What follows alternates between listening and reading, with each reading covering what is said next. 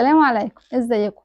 ازاي اخلي ابني عنده ثقة في نفسه؟ المشكلة دي بتواجه كتير مننا، وهي مشكلة كبيرة ومعقدة شوية، لان اثرها بيظهر على الطفل لما يكبر. وكمان ضعف الثقة بالنفس بتبقى مشكلة مستخبية شوية مش ظاهرة، بس بتبقى سبب في مشاكل تانية كتير عند الاطفال.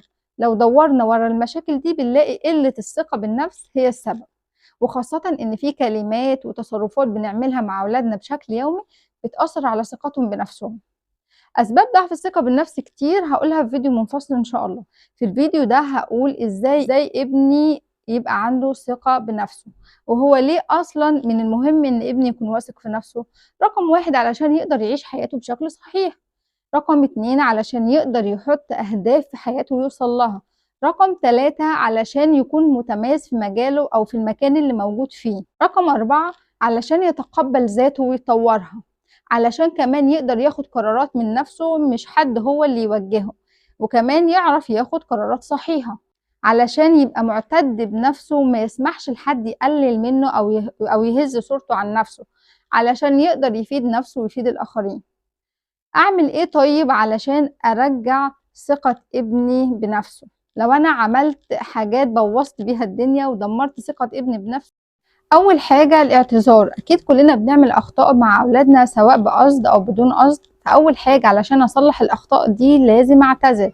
الاعتذار هيوصل لابنك رسالة انه انا مهم في حياتك، علشان كده انت بتعتذر لي، ودي اول خطوة لارجاع ثقة ابنك بنفسه.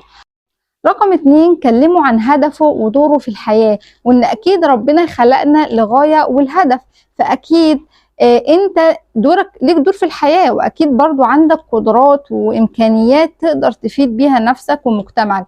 دورك انك تكتشف القدرات والامكانيات دي وتطورها وتستغلها.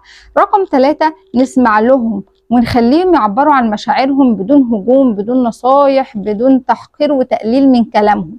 رقم 4 علمه يتكلم كلام إيجابي عن نفسه، لما يحاول في حاجة وما ينجحش ما يقولش أنا فاشل. علمه إن الفشل أول خطوة للنجاح. علمه يتقبل نفسه بشكله بمميزاته اللي ربنا خلقه بيها.